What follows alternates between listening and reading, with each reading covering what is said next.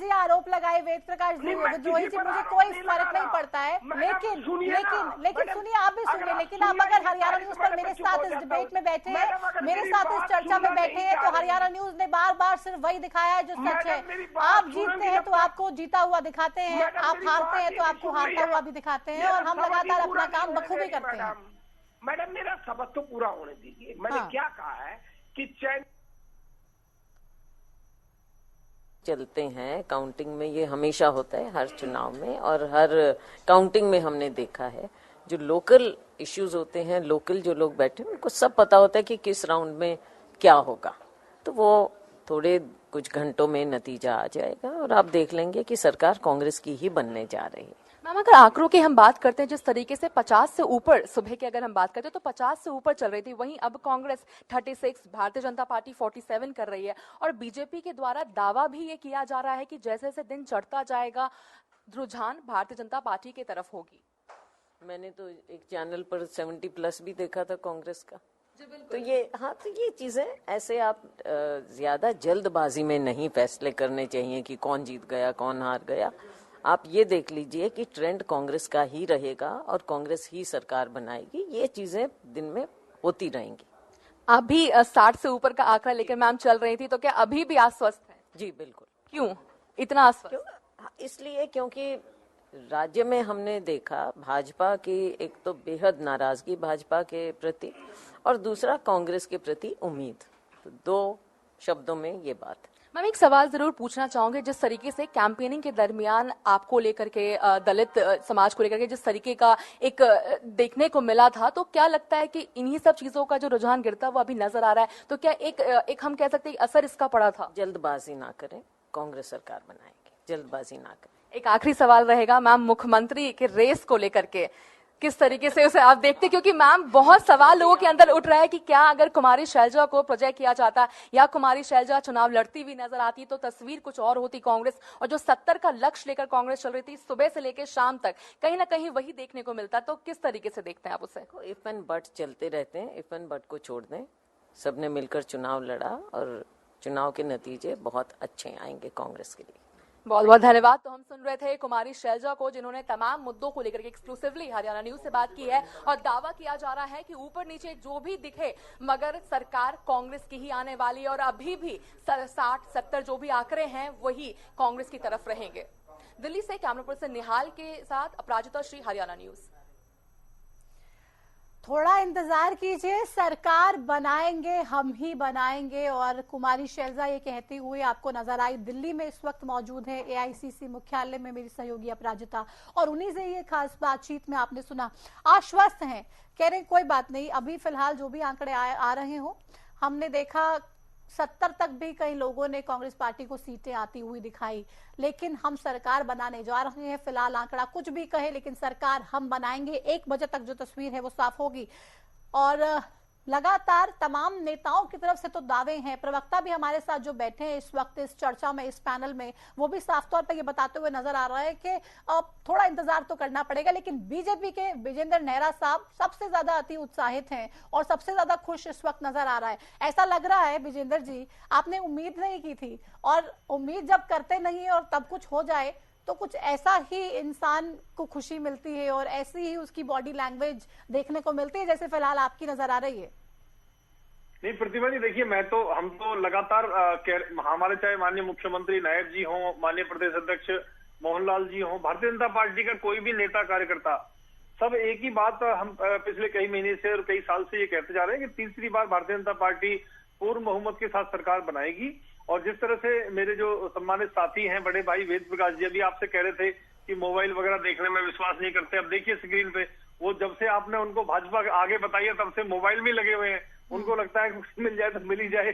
देखिए दूसरा मैडम मैं बता देता हूँ, आज तो मोबाइल पे लगने का हक है क्योंकि सारी की सारी अपडेट्स जो है वो यहीं पर ही मिलेंगी। तो मैं तो कह रही हूँ आप भी देखते रहिए कि कोई अपडेट आपके पाले से अच्छी आ रही है तो वो जानकारी भी आप दे दें, जिसको पहले जो जानकारी मिल जाए साझा हो जाए तो बढ़िया है। प्रतिमा जी देखिए, मैं अपने साथियों को सबको बताना एक बार चाहता आपको हूं रोकूंगी। फरीदाबाद से बीजेपी के विपुल गोयल आगे चल रहे हैं 4643 वोट से। विपुल गोयल बीजेपी के प्रत्याशी पूर्व उद्योग मंत्री फिलहाल आगे चल रहे हैं। तो ये बड़ी खबर इस वक्त आपकी टीवी स्क्रीन पर फरीदाबाद से आपको बता रहे हैं। फरीदाबाद 89 विधानसभा से आपको बता रहे हैं बीजेपी के विपुल गोयल फिलहाल आगे हैं 4643 वोट से। बीजेपी के प्रत्याशी विपुल गोयल आगे चल रहे हैं फरीदाबाद विधानसभा क्षेत्र से। विजेंद्र नेहरा जी, आप अपनी बात पूरी कीजिए। विपुल गोयल जी का आपने बताया, आप भी उनका इंटरव्यू करने आई थी, मैंने भी उस समय देखा था सेक्टर 16 में जो आपकी बस वहां पे आई थी जी। और जनता के प्यारे हैं, दुलारे हैं, विपुल जी ने काम किया है, जनता के लिए सच्चे सेवक है जनता के, इसीलिए बड़े मार्जिन से वो आगे भी है। और निश्चित रूप से ओल्ड फरीदाबाद पूरे हरियाणा प्रदेश के अंदर वो पहली सीट होगी भाजपा की जहां से बड़े अंतर के साथ में भारतीय जनता पार्टी जीतेगी। दूसरा, कांग्रेस पार्टी के नेताओं को, कार्यकर्ताओं को और हमारे प्रवक्ता साथी को ये ध्यान कर लेना चाहिए कि कांग्रेस के साथ में खेला हो चुका है। कांग्रेस के साथ में खेला इसलिए हो चुका है कि ये इनके जो नेता हैं बहुत बड़बोले होते हैं, कांग्रेस पार्टी के नेता, और ये सब लोग बोलते बहुत ज्यादा है। भारतीय जनता पार्टी का चाहे वोटर है, चाहे भारतीय जनता पार्टी के नेता है, साइलेंट वोटर है हमारा। भारतीय जनता पार्टी की साइलेंट वोट है, चाहे गांव गरीब किसान के बच्चे हों, बेटे हों, हमारे वोटर हों, ओबीसी हों, एससी समाज के हों, और 36 बिरादरी के जो भारतीय जनता पार्टी को वोट देने वाले लोग हैं वो साइलेंट होते हैं, चुप रहते हैं। वो अपना कमल का बटन अंदर ईवीएम में दबा के आते हैं और चुपचाप बाहर आके किसी को बताते नहीं है।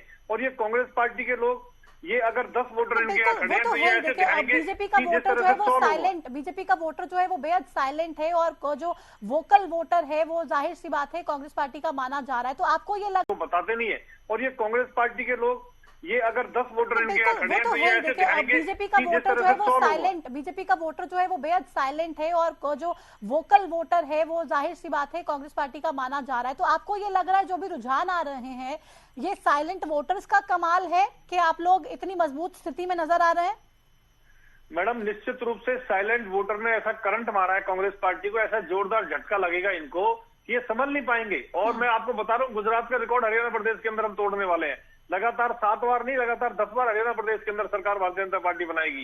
ये साइलेंट वोटर का असर है। 10 बार की बात कर रहे हैं आप? लगातार 10 बार बनाएंगे हम। आप देखना, अभी तो आगे आगे होता है क्या मैडम। मैं आपको फिर बता रहा हूँ, जो हमने काम किए, ईमानदारी नीतियों से काम किए, सबके लिए काम किए। इनके राज्य के अंदर, इनके शासनकाल में क्या होता था कांग्रेस में? एक जिले का विकास होता था, एक समाज का विकास होता था। भारतीय जनता पार्टी ने 36 बिरादरी के लिए काम किया है, पूरे हरियाणा प्रदेश को समान सामने रख के काम किया है। ईमानदारी से एक बार रोकूंगी, फिर से रोकूंगी। फरीदाबाद से बीजेपी के विपुल गोयल 8186 वोट से आगे हो चुके हैं। ये बड़ी खबर इस वक्त आपको बता दें।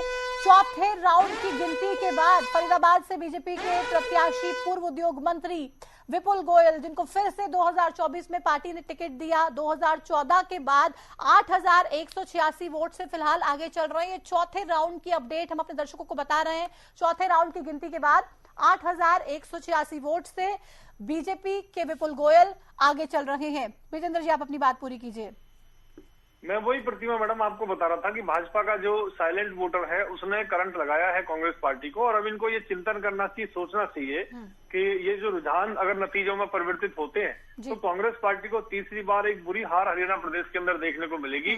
और अब इनको जिन नेताओं के बयानों पे इनको बिल्कुल भी गौर नहीं था, बिल्कुल भी ध्यान नहीं था, उन बयानों के ऊपर फिर से इनको चिंतन करना चाहिए कि आज हरियाणा की जनता ईमानदारी से नौकरी जो उसको मिली है, 1.5 लाख सरकारी नौकरी ईमानदारी से जो भाजपा सरकार ने 10 साल में दी है, वो नीति जनता को पसंद आई है, जनता को अच्छी लगी है। अगर कोई 90% लेके आता है परीक्षा परिणाम के अंदर और कोई 60% वाला उसमें लग जाता है कांग्रेस की नीतियों के अनुसार, तो वो जनता को पसंद नहीं था। आज जो मेरिट लेके आएगा, जो ईमानदारी से आगे बढ़ेगा, उस बच्चे को हम आगे बढ़ाने का काम करते हैं। तो आपको लग रहा है सबसे ज्यादा बेनिफिट जो आप लोगों को मिला ये बिना खर्ची पर्ची की नौकरी देने से मिल रहा है, ये उसी का नतीजा है? निश्चित रूप से प्रतिमा जी, मैं गांव के अंदर रहता हूं और गांव में मेरे गांव के अंदर फरीदाबाद जिले का सागरपुर गांव है। मेरे गांव में कांग्रेस के जो उस समय विधायक थे, उन्होंने नौकरी कुछ लगाई थी, लेकिन जो नौकरी लगी थी वो सिफारिश के बेस पे लगी थी। मैं ये नहीं कह सकता कि भाई वो उन्होंने पैसे लेके लगाई थी, लेकिन सिफारिश से लगाई थी। और पूरे गांव में ये चर्चा थी कि भाई जो काबिल लड़के हैं वो रह गए और सिफारिश के दम पे इन लोगों को नौकरी मिल गई। और आज हमारे गांव के अंदर 30 से ज्यादा सरकारी नौकरी लगी है। मैं जिम्मेदारी से कहता हूँ चैनल पे बैठ के, जिसमें सब इंस्पेक्टर रैंक का भी मेरे नाम पे लड़का है। मैं भी अपनी चुनाव यात्रा को लेकर प्रदेश के तमाम 90 के 90 हलकों में गई और जाहिर सी बात है एक एज तो जरूर मिला है जो बिना खर्ची पर्ची के नौकरी दी, लेकिन युवाओं में एक बार इस बात को लेकर बेहद नाराज। ईमानदारी से नौकरी जो उसको मिली है, 1.5 लाख सरकारी नौकरी ईमानदारी से जो भाजपा सरकार ने 10 साल में दी है, वो नीति जनता को पसंद आई है, जनता को अच्छी लगी है। अगर कोई 90% लेके आता है परीक्षा परिणाम के अंदर और कोई 60% वाला उसमें लग जाता है कांग्रेस की नीतियों के अनुसार, तो वो जनता को पसंद नहीं था। आज जो मेरिट लेके आएगा, जो ईमानदारी से आगे बढ़ेगा, उस बच्चे को हम आगे बढ़ाने का काम करते हैं। तो आपको लग रहा है सबसे ज्यादा बेनिफिट जो आप लोगों को मिला, ये बिना खर्ची पर्ची की नौकरी देने से मिल रहा है, ये उसी का नतीजा है? निश्चित रूप से प्रतिमा जी, मैं गांव के अंदर रहता हूं और गांव में मेरे गांव के अंदर फरीदाबाद जिले का सागरपुर गांव है। मेरे गांव में कांग्रेस के जो उस समय विधायक थे, उन्होंने नौकरी कुछ लगाई थी, लेकिन जो नौकरी लगी थी वो सिफारिश के बेस पे लगी थी। मैं ये नहीं कह सकता कि भाई वो उन्होंने पैसे लेके लगाई थी, लेकिन सिफारिश से लगाई थी और पूरे गांव में ये चर्चा थी कि भाई जो काबिल लड़के हैं वो रह गए और सिफारिश के दम पे इन लोगों को नौकरी मिल गई। और आज हमारे गांव के अंदर 30 से ज्यादा सरकारी नौकरी लगी है। मैं जिम्मेदारी से कहता हूँ चैनल पे बैठ के, जिसमें सब इंस्पेक्टर रैंक का भी मेरा एक बहन नाम पे लड़का है। मैं भी अपनी चुनाव यात्रा को लेकर प्रदेश के तमाम 90 के 90 हलकों में गई और जाहिर सी बात है एक एज तो जरूर मिला है जो बिना खर्ची पर्ची के नौकरी दी, लेकिन युवाओं में एक बार इस बात को लेकर बेहद नाराजगी थी और वो लोग ये कह रहे थे कि हमें नौकरी मिली ही नहीं। बहुत लोग मुझे ऐसे भी मिले जो ये कहते हुए नजर आए कि अगर बीजेपी की सरकार आई तो हम अमेरिका चले जाएंगे, अगर कांग्रेस की सरकार आई तो हम रुक जाएंगे, हमें पैसे दे देंगे, नौकरी मिल जाएगी और फिर हम यहीं पर ही हरियाणा में रहेंगे। ऐसे बहुत से लोग मुझे मिले और कैमरे पे उन्होंने ये बात मेरे साथ शेयर की। लेकिन अब कहीं ना कहीं इस बात को लेकर युवा भी नाराज थे, निराश थे कि नौकरियां भले ही आप मेरिट के आधार पर दे रहे हैं, लेकिन नौकरी दे कितनी रहे हैं? देखिए, एक बार रोकूंगी, लाडवा से बीजेपी के नायब सिंह सैनी साहब 3070 वोट से आगे चल रहे हैं। तो ये बड़ी खबर, मेवा सिंह से फाइट कांग्रेस पार्टी के, लेकिन नायब सिंह सैनी साहब मुख्यमंत्री का चेहरा, इन्हीं के चेहरे पर चुनाव लड़ा जा रहा है इस बार हरियाणा में विधानसभा का।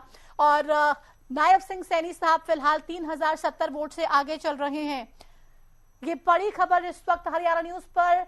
नायब सिंह सैनी साहब, जब इनको सीएम बनाया गया, तमाम मेहनत की, तमाम कोशिशें की, ग्राउंड पे जाके जिस तरीके से इन्होंने कहा कि 56 दिन का मुझे सिर्फ समय मिला और उस इतने कम समय पे जो मैंने काम किया ये कांग्रेस की 10 साल के सरकार में भी नहीं हुआ और मैं लगातार 24 घंटे सीएम हाउस के दरवाजे खोल दिए, आम लोग कभी भी आ सकते हैं, मुझसे मिल सकते हैं। और जो इनका स्वभाव एक मिलनसार स्वभाव था, जो लगातार लोगों के बीच में रहने की इनकी आदत, वो कहीं ना कहीं लोग उससे खुश तो होते थे। और जब सीएम साहब से मिलते थे, जिस तरीके से वो उनसे बात करते थे, फोन लेते थे, कभी सेल्फी ले लेते थे, तो ये तमाम चीजें लोगों को जाहिर सी बात है अच्छी तो लगती थी। लेकिन अब ये रिजल्ट में कितनी अच्छी हो पाएगी इसके लिए थोड़ा सा इंतजार करना पड़ेगा। लेकिन आगे चल रहे नायब सिंह सैनी साहब, 3000 से ज्यादा का मार्जिन है। ये एक राहत भरी खबर है। दुष्यंत चौटाला 6ठे नंबर पे चले गए। आप देखिए, डिप्टी सीएम 2019 में हरियाणा के बने। उचाना से कांग्रेस के बृजेंद्र सिंह पहले नंबर पे फिलहाल नजर आ रहे हैं। 1188 वोट से आगे चल रहा है कांग्रेस के बृजेंद्र सिंह। उचाना से दुष्यंत चौटाला काफी ज्यादा पिछड़ चुके हैं। कुछ देर पहले चौथे नंबर पे थे, लेकिन अब 6ठे नंबर पे चले गए हैं दुष्यंत चौटाला। आप देखिए कितनी बुरी स्थिति दुष्यंत चौटाला की उचाना सीट पर देखने को मिल रही है। पहले नंबर पे बृजेंद्र सिंह है, वीरेंद्र सिंह के बेटे, सांसद रहते हुए बीजेपी से किनारा कर लिया, कांग्रेस पार्टी को ज्वाइन किया, लोकसभा में टिकट मिला नहीं बृजेंद्र सिंह को। विधानसभा चुनाव में उचाना से कांग्रेस पार्टी ने मैदान में उतारा। लेकिन आप देखिए, दुष्यंत चौटाला के लिए सबसे बड़ी मुसीबत, सबसे बड़ी मुश्किल की घड़ी इस वक्त। और आप 6ठे नंबर पे अगर दुष्यंत चौटाला को देख रहे हैं तो आपको अंदाजा होगा कि कितनी ज्यादा नाराजगी उचाना के वोटर्स में इस वक्त देखने को मिल रही है। दुष्यंत चौटाला के खिलाफ कितना गुस्सा है, कितनी निराशा है और कितनी ज्यादा परेशानी जेजेपी के लिए यहां पर बनती हुई नजर आ रही है। लगातार तमाम पैनलिस्ट हमारे साथ जुड़े हुए हैं जो सुबह से ही चर्चा कर रहे हैं। सुरेश पाठक जी भी हमारे साथ है। सुरेश जी, 6ठे नंबर पे दुष्यंत चौटाला का चले जाना चिंता नहीं दे रहा है आपको? आप तो आश्वस्त हैं कि डबवाली और उचाना तो कम से कम जीतने वाले हैं आप लोग।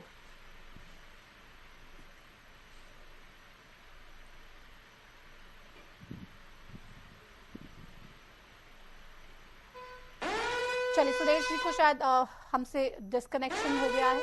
आदमपुर से कांग्रेस के चंद्र प्रकाश आगे चल रही है, 861 वोट से आगे चल रहे भव्य बिश्नोई। आदमपुर से बीजेपी प्रत्याशी भव्य बिश्नोई, कुलदीप बिश्नोई के बेटे, ये पीछे चल रहे हैं। बड़ी खबर इस वक्त आपकी टीवी स्क्रीन पर। आपको बता रहे हैं भव्य बिश्नोई पीछे चल रहे हैं। हालांकि मार्जिन जो है बेहद कम है, बेहद क्लोज फाइट कांग्रेस यहां पर देती हुई नजर आ रही है आदमपुर सीट से बीजेपी के प्रत्याशी को। लेकिन फिलहाल मौजूदा स्थिति में कांग्रेस के चंद्र प्रकाश 861 वोट से आगे चल रहे हैं। आदमपुर से ये चुनावी समीकरण, चुनावी रुझान इस वक्त ये बता रहे हैं कि खतरे की घंटी कहीं ना कहीं आदमपुर में भी बजती हुई नजर आ रही है। क्या अपने इस गढ़ को, अपने इस किले को बचाने में कामयाब हो पाएंगे कुलदीप बिश्नोई? भव्य बिश्नोई को क्या भेज पाएंगे चंडीगढ़? क्या फिर से भव्य चंडीगढ़ का रास्ता तय कर पाएंगे आदमपुर से होते हुए, या फिर तमाम मुश्किलों का सामना करना पड़ेगा? फिलहाल शुरुआती रुझानों में तो कहीं ना कहीं परेशानी देखने को मिल रही है। किस तरीके से ये अपडेट है, ये जो जानकारी है वो अपने दर्शकों के साथ हम साझा कर रहे हैं। लेकिन आप देखिए फिलहाल आदमपुर से भव्य बिश्नोई पीछे चल रहे हैं। तो ये जो चुनाव है, भले ही आप देखिए बीजेपी 47 पे फिलहाल नजर आ रही है, लेकिन ऐसी परिस्थिति में तमाम जो दिग्गज हैं वो कहीं ना कहीं पीछे चल रहे हैं। उनका पीछे होना किस तरफ इशारा कर रहा है? 2019 के विधानसभा के चुनाव के नतीजों पर भी मैं आपका इस वक्त आप नजर डालना चाहूंगी, क्योंकि आप देखिए एक और बड़ी खबर, अटेली सीट से राविंद्रजीत की बेटी आरती राव भी पीछे चल रही हैं। आरती राव भी पीछे चल रही हैं, ये बड़ी खबर। लगातार जिद करके पार्टी आला कमान से सीट लेकर आए, टिकट लेकर आए आरती राव के लिए, लेकिन बीएसपी के अतरलाल आगे चल रहे हैं।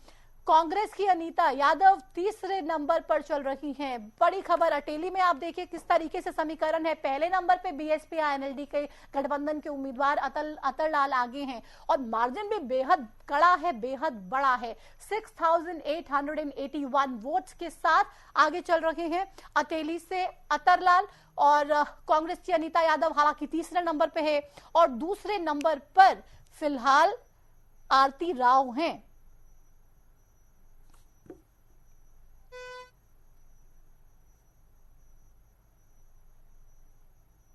तो आरती राव क्या विधानसभा पहुंच पाएंगी या फिर मुश्किलों का सामना करना पड़ेगा? तमाम चीजें, तमाम सवाल, लेकिन तमाम पैनलिस्ट भी इस वक्त मेरे साथ बने हुए हैं।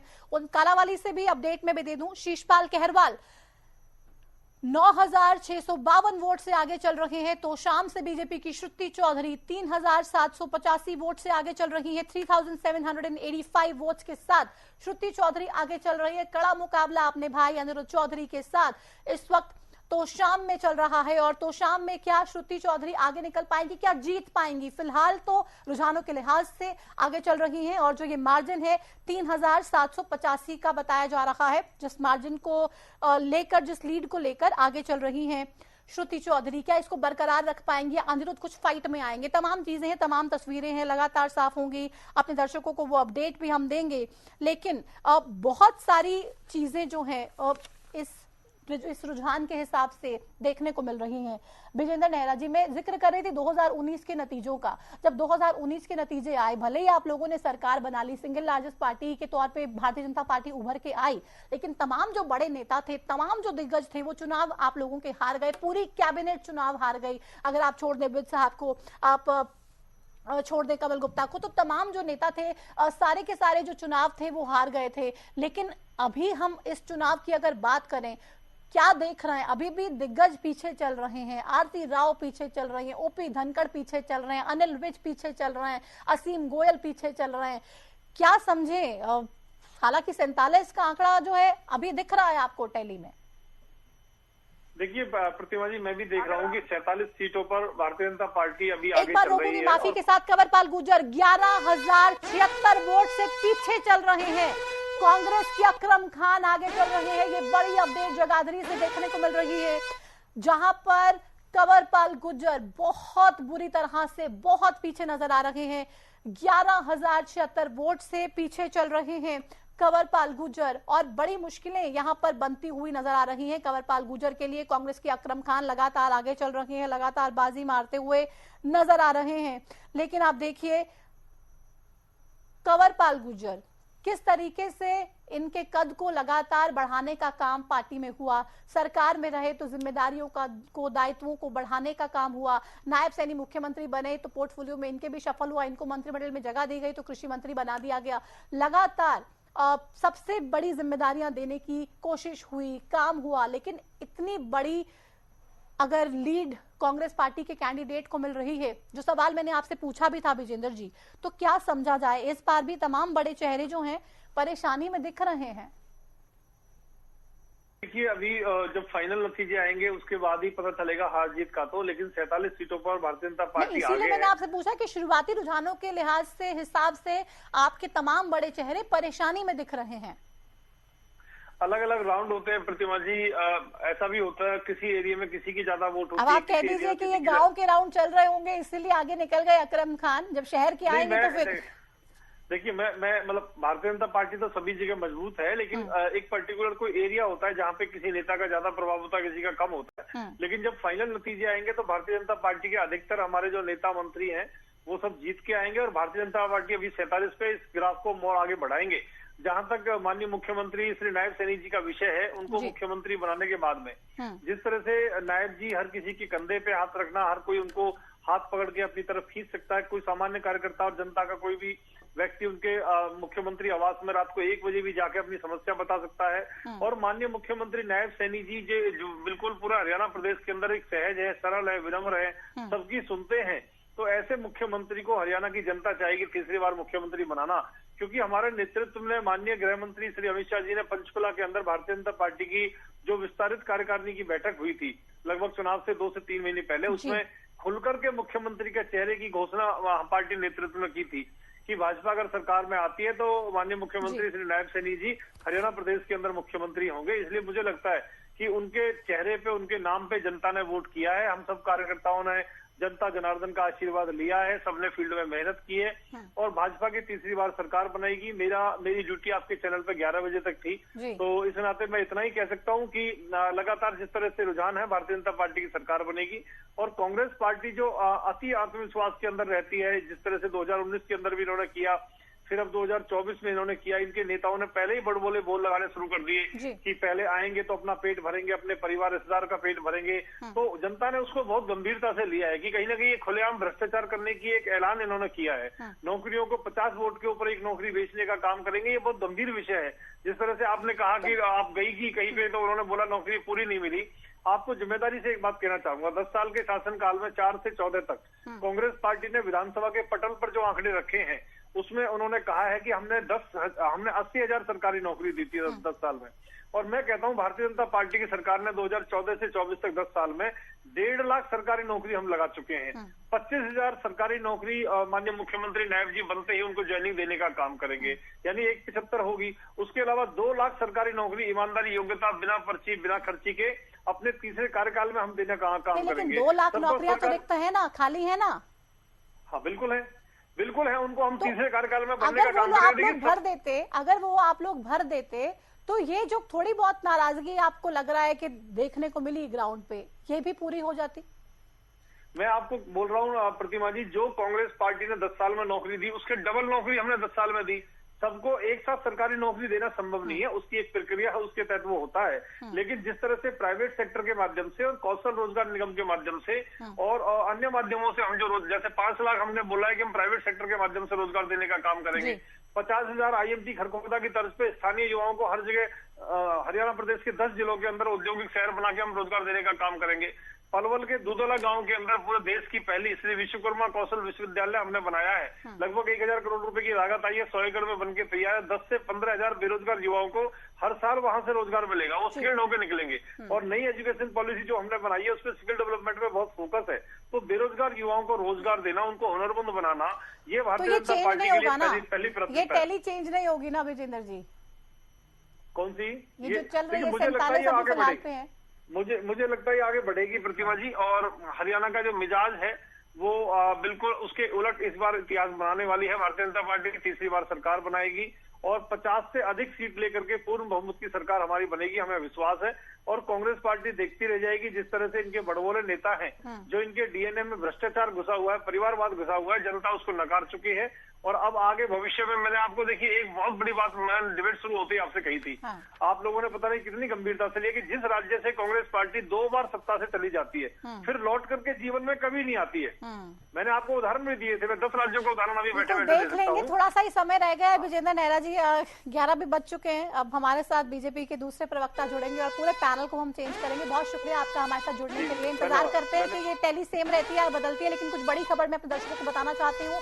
4 राउंड के बाद दुष्यंत चौटाला की स्थिति बेहद खराब नजर आ रही है। उचाना से ये बेहद बुरी खबर जननायक जनता पार्टी के लिए, दुष्यंत चौटाला के लिए नजर आ रही है। दुष्यंत चौटाला को अब तक सिर्फ और सिर्फ 2420 वोट मिले हैं। 2420, 2420 वोट्स महज दुष्यंत चौटाला को अब तक मिली है। 14,392 वोट्स के साथ ब्रिजेंद्र सिंह पहले नंबर पे चल रहे हैं। सभी विधानसभा सीटों पर जेजेपी पिछड़ रही है। आप देखिए, सबसे बड़े नेता दुष्यंत चौटाला की अगर इस तरीके की हालत होगी तो बाकी नेताओं से, बाकी उम्मीदवारों से, बाकी प्रत्याशियों से क्या कुछ उम्मीद हो पाएगी। 2420 वोट, 2420 वोट्स अगर सबसे बड़े नेता दुष्यंत चौटाला को जननायक जनता पार्टी के मिलने जा रही है तो बाकी नेताओं का क्या हश्र होगा, क्या हाल होगा, आप इस बात का अंदाजा बहुत ही आसानी से लगा सकते हैं। और लगातार दुष्यंत को भी हालांकि इस बात का आभास तो था ही कि ग्राउंड पर हालत इस बार बेहद खराब है। बार बार ये कहते हुए नजर आए कि हमसे बहुत बड़ी गलती हो गई, बीजेपी के साथ चले गए, दोबारा ऐसी गलती नहीं होगी। लोगों में इतनी ज्यादा नाराजगी, लोग उनको गांव में घुसने तक नहीं दे रहे थे, तमाम तरीके की परेशानियां, तमाम तरीके की खतरे की घंटी हालांकि पहले ही बजनी शुरू हो गई थी दुष्यंत चौटाला के लिए, लेकिन इतनी बुरी स्थिति में आएंगे इस बात का अंदाजा शायद दुष्यंत चौटाला को खुद भी नहीं होगा। तो आप देखिए, सबसे बड़े नेता, डिप्टी चीफ मिनिस्टर और इस तरीके की हालत। हरियाणा के दर्शकों की पहली पसंद बना हरियाणा न्यूज। ये बड़ी खबर आपको बता दें, चुनावी नतीजों को लेकर तमाम लोग, तमाम प्रदेशवासी हरियाणा न्यूज देख रहे हैं। और ना सिर्फ हरियाणा के लोग बल्कि विदेशों में भी बहुत सारे लोग हमें स्क्रीनशॉट्स भेज रहे हैं और दिखा रहे हैं कि हरियाणा में दिलचस्पी रखने वाले तमाम लोग सिर्फ और सिर्फ हरियाणा न्यूज के माध्यम से हरियाणा के नतीजे जानना चाह रहे हैं। मतगणना से जुड़ी हर एक अपडेट हरियाणा न्यूज को देख रहे हैं, हरियाणा न्यूज पर देख रहे हैं और हरियाणा न्यूज के माध्यम से ही इस बात का पता लगा रहे हैं कि आखिर कौन कहां पर आगे चल रहा है, प्रदेश में किसकी सरकार बनती हुई नजर आ रही है। सबसे पहले और सबसे सटीक नतीजे दिखाने का हम लोग काम करते हैं और यही वजह है कि लोग लगातार बार बार विश्वास करते हैं अपने पसंदीदा चैनल हरियाणा न्यूज पर। और इसी को लेकर लगातार बहुत सारी वीडियोस भी हमें लोग भेज रहे हैं हमारे व्हाट्सएप पे, फेसबुक पे, इंस्टाग्राम पे और दिखा रहे हैं कि कैसे हरियाणा के चुनावी नतीजों को देख रहे हैं, हरियाणा न्यूज देख रहे हैं। और ना सिर्फ हरियाणा के लोग बल्कि विदेशों में भी बहुत सारे लोग हमें स्क्रीनशॉट्स भेज रहे हैं और दिखा रहे हैं कि हरियाणा में दिलचस्पी रखने वाले तमाम लोग सिर्फ और सिर्फ हरियाणा न्यूज के माध्यम से हरियाणा के नतीजे जानना चाह रहे हैं। मतगणना से जुड़ी हर एक अपडेट हरियाणा न्यूज को देख रहे हैं, हरियाणा न्यूज पर देख रहे हैं और हरियाणा न्यूज के माध्यम से ही इस बात का पता लगा रहे हैं कि आखिर कौन कहां पर आगे चल रहा है, प्रदेश में किसकी सरकार बनती हुई नजर आ रही है। सबसे पहले और सबसे सटीक नतीजे दिखाने का हम लोग काम करते हैं और यही वजह है कि लोग लगातार बार बार विश्वास करते हैं अपने पसंदीदा चैनल हरियाणा न्यूज पर। और इसी को लेकर लगातार बहुत सारी वीडियोस भी हमें लोग भेज रहे हैं हमारे व्हाट्सएप पे, फेसबुक पे, इंस्टाग्राम पे और दिखा रहे हैं कि कैसे हरियाणा के चुनावी नतीजों को देख रहे हैं हरियाणा के तमाम लोग हरियाणा न्यूज के माध्यम से और जान रहे हैं। सबसे आगे उनको तमाम जानकारियां, सबसे पहले सबसे सटीक जानकारियां मिल रही हैं। हर सीट की हर जानकारी आपको हम दिखा रहे हैं, राउंड वाइज कौन कितने राउंड में कहां आगे रहा, कहां पीछे रहा, किसको कितनी वोट मिली, हर चीजें दिखाने का काम हरियाणा न्यूज पूरी जिम्मेदारी के साथ कर रहा है। लगातार रुझानों में हम आपको दिखा रहे हैं कौन आगे कौन पीछे। 11 बजने वाले हैं। आप देखिए, ये तस्वीरें हैं, ये तस्वीरें हमारे पास आई हैं और ये लोग हरियाणा न्यूज के माध्यम से रिजल्ट देख रहे हैं, हरियाणा न्यूज पर देख रहे हैं कि आखिर हरियाणा का फैसला क्या है, हरियाणा में किसकी सरकार बनने जा रही है। हरियाणा के लोगों ने हरियाणा का पूरा चुनाव हरियाणा न्यूज पर देखा, चुनाव हरियाणा का के माध्यम से। और उस चुनाव हरियाणा का में सिर्फ और सिर्फ नेताओं के तमाम इंटरव्यूज हमने आपको दिखाने का काम नहीं किया, बल्कि मेरे साथ खुद मैं 90 हलकों में गई, 90 हलकों की एक एक रिपोर्ट को हमने लोगों के सामने रखने का काम किया, लोगों के साथ साझा किया और दिखाने का काम किया। ये तस्वीरें बयां कर रही हैं कि लोग किस तरीके से, किस कदर हरियाणा न्यूज पर विश्वास जताते हैं, भरोसा जताते हैं। और जब बात रिजल्ट्स की आती है, जब बात वोटिंग की आती है, या हरियाणा के किसी भी निर्णायक दिन की आती है, या हरियाणा के किसी भी खबर पे उनको पुख्ता जानकारी चाहिए होती है, तो भरोसा सबसे पहले, सबसे ज्यादा सिर्फ और सिर्फ हरियाणा न्यूज पर प्रदेश के तमाम नागरिक करते हैं। चलिए आगे बढ़ते। चर्चा में हमारे साथ नए मेहमान जुड़ चुके हैं। भारतीय जनता पार्टी से प्रियदर्शनी सिंह और इंडियन नेशनल लोकदल से विजेंद्र रेड्डू साहब जुड़ चुके हैं। बाकी मेहमान अभी कुछ देर में जुड़ेंगे, उसके बाद हम उनसे भी आपको इंट्रोड्यूस कराएंगे। लेकिन प्रियदर्शनी सिंह, कितनी तैयारी आप लोगों की है? हालांकि बार बार ये कहते रहे कि तीसरी बार हम लोग सरकार बनाने जा रहे हैं। तमाम एग्जिट पोल्स और शुरुआती रुझान के जो भी आंकड़े आए, उस लिहाज से बहुत मुश्किल में बीजेपी नजर आ रही थी। लेकिन अभी एक बार रोकूंगी आपको। गढ़ी सांपला किलोई से कांग्रेस के भूपेंद्र सिंह हुड्डा 25,000 से भी ज्यादा के मार्जिन से आगे चल रही है। 25,691 वोट्स के साथ गढ़ी सांपला किलोई से कांग्रेस के सबसे बड़े चेहरों में शुमार भूपेंद्र सिंह हुड्डा साहब आगे चल रहे हैं। गढ़ी सांपला किलोई की ये अपडेट अपने दर्शकों को हम दे रहे हैं, जहां पर 25,000 वोटों से भी बड़े मार्जिन से भूपेंद्र सिंह हुड्डा साहब आगे नजर आ रहे हैं। ये अपडेट गढ़ी सांपला किलोई की अपने दर्शकों को हम बता रहे हैं। प्रियदर्शनी सिंह, वापस आपके पास आना चाहूंगी। आप लोग हालांकि लगातार ये कहते रहे तीसरी बार हम लोग सरकार बनाने जा रहे हैं। सुबह से जो रुझान आ रहे थे, थोड़ा थोड़ा परेशानी दे रहे थे, आप लोग काफी पीछे थे, लेकिन कांग्रेस बहुत ही आगे नजर आ रही थी। अभी 47 का आंकड़ा आप लोग छू चुके हैं, 47 पे आप लोग खड़े हैं। क्या लग रहा है, सरकार बना लेंगे या अभी फिर से आंकड़े पलट सकते हैं?